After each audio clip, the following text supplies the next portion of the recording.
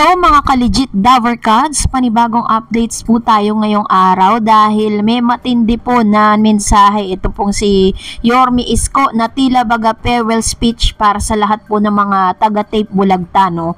So mamaya mapapanood po natin ang lahat ng yan. But before that, if you haven't subscribed yet to my YouTube channel, please don't forget to like, share, and subscribe at i-hit mo na rin ang notification bell for more showbiz updates. And please don't forget to hit all para ikaw ang unang-unang makakapanood sa lahat ng ating mga updates. Bago nga tayo magpatuloy, of course, nais ko magpasalamat sa lahat ng mga legit Davercards, legit subscribers and viewers po natin. Maraming salamat po sa inyo pong pagsubaybay araw-araw sa ating mga updates. And of course, maraming salamat sa inyong pagsubaybay din sa lahat ng mga videos po ng TBJ at ng mga legit Davercards at of course ng EAT. Thank you so much. At ngayong araw nga ay nananatili pa rin this coming September 29, 2023 kung saan ang TBJ alongside with their team ay paparangalan sa isa sa mga prestigious event po dito po sa Pilipinas, sapagkat ang TBJ po ang tinaguriang isa sa pinaka na talagang masasabi mong may pangalan sa industriya. Kaya po pinapatawag sila this coming September 29, 2023 at sinasabi ngang dito sa lugar na ito ay makakasama niya at nagkikita po sila ng unkabogable star Vice Ganda. Actually, wala naman talagang issue kay Vice tsaka sa TBJ. It's just so happen na si Tito Sen ay anak niya si Chairman Lala Soto at ang nag-iintriga lang naman talaga ay yung mga followers po ni Vice Ganda. So, dahil po dito, paparangalan din po ang EAT dahil sa sobrang yung highest gross, yung pinakamataas na kinita po nila for the past, wala pa silang actually, wala pa silang 3 months. May 3 months na ba sila? Kung nag-start po sila ng July, August, September. So, 3 months na sila ngayong September. For the past 3 months po is ang EAT ang isa sa pinaka highest gross na tinagurian po sa pagdating po sa mga TV ads, placement of advertisers dito po sa kanilang noontime show. At talagang masasabi natin na kahit sa ang network po sila, hinahabol-habol talaga sila ng mga advertisers. Kasi nga naman, 'di ba? Mga business-minded 'yang mga 'yan. Hindi 'yan magbabayad sa isang programa na alam nila na sila tagilid, Katulad po ng ibang mga programa. Hindi na tayo magbabanggit ng title. Alam niyo na 'yon. Diba? Ikaw ba naman magpi-place ka ng ad sa isang programa na alam mo wala namang nanonood at wala namang mga supporters? Hello?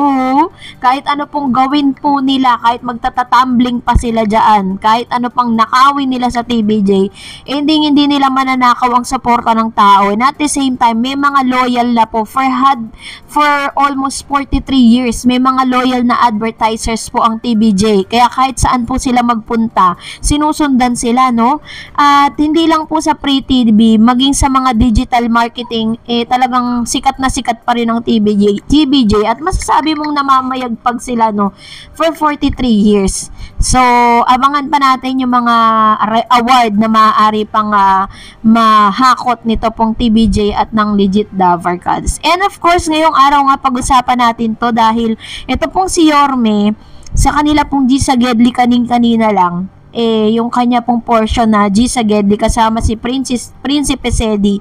Nandun po sila sa Tondo, pero may nababalitaan kasi ako dyan na parang meron pong lugar sa Tondo na parang hindi sila welcome. Na parang ayaw po silang payagan, Pero dito po nakapunta sila and we do not know, pero parang part of Moriones to ganon Kasi parang meron pong isang lugar dyan na parang ayaw kay Yorme, diba? Dahil po sa mga nangyari at may mga negosyante po talaga na parang hindi gusto si Yorme dahil yung mga taong inalisan niya ng pwesto sa Divisoria, Isa yan sa mga dahilan. Pero ngayong araw nga, naibalita na rin sa inyo, namin sa inyo na ito ngang si Buboy ay napaiyak dito po sa segment na ito. Alam mo, habang pinapanood ko po yung G Sagedli kanina lang, talagang maramdam ko na may kabigatan sa puso nila Sabi naman ng ilan, parang nagpapaawa effect lang daw. Hindi, iba yung ramdam mo sa kanila na parang kung tutuusin naman talaga, hindi talaga sila dapat affected dun po sa mga bashing. Hindi naman talaga sila ang directly na enemy ng TVJ, kundi ang kanilang mga boss. Kaso nga lang, nadadamay po sila sa mga sumpa at galit ng lahat ng mga legit Davercads na pilit na kinukuha kasi ng amo nila yung mga dapat sa TVJ, 'di ba? So una na lang yung trademark ng Itbulaga, pinilit talaga nila at nagbayad po sila doon po sa IPO para po sila ay pagbigyan for another 10 years. So, yun po yung katotohanan doon. Wag na po natin i-deny na talagang ginagamit nila yung kanilang pera at ang kanilang mga koneksyon. At narito po ang farewell speech nitong si Yorme, no, sa kanila pong G sa Gedli segment. Panoorin natin. Kaya mga kapuso, nako, maraming salamat sa ibinibigay ninyong suporta sa amin, kasama ang Chaleco Boy. Dahil sa inyo, tuloy-tuloy kami araw-araw at kahit papano, in our own little way, nakakapaghatid tayo ng tulong at saya.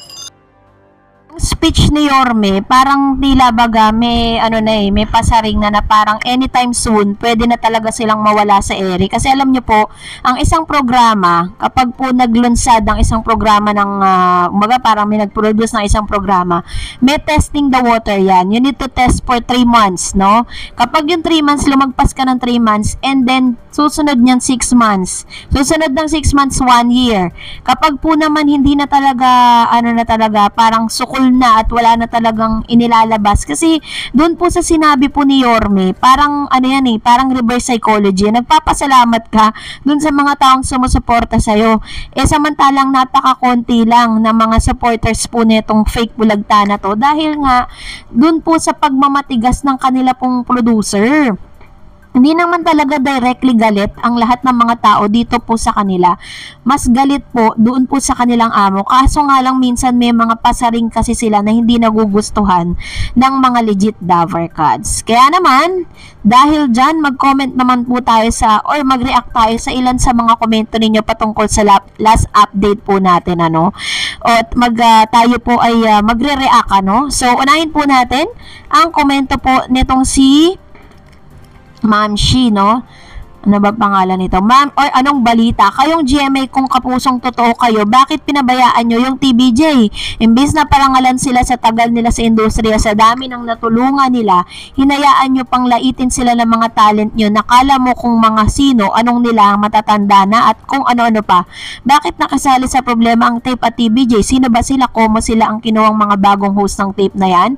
Yan, lagay nyo sa isip at utak nyo. Ayun. Ito po yung sinasabi ko sa inyo. Actually, di naman talaga directly galit ang TVJ sa mga host. Alam po nila ang kalakaran ng industriya na trabaho lang yan, kaya nilang tinanggap. Kaso nga lang, may mga times na parang nagpaparinig din sila. So, yun po yung isa sa mga nagtitrigger. Sabi naman po ni Matches Malone, yan talagang pakay ng tape. Alam nilang posibleng di mapunta talaga sa kanila ang titulo at suporta ng mga tao. Sisirain na lang nila ang pangalan para di napakinabangan ng TVJ. True. Ang dami na kasing mga reclamites. Ibig sabihin ng reclamites, reklamador or mga reklamo ng issues, no, dito po sa nasabing branded Itbulaga. So, parang yun po yung taktika ng kalaban, sabi ng ilan. So, that's it for today. For more videos and updates, please don't forget to like, share, and subscribe. And please follow me on my Facebook page, Dar Eds TV. God bless everyone!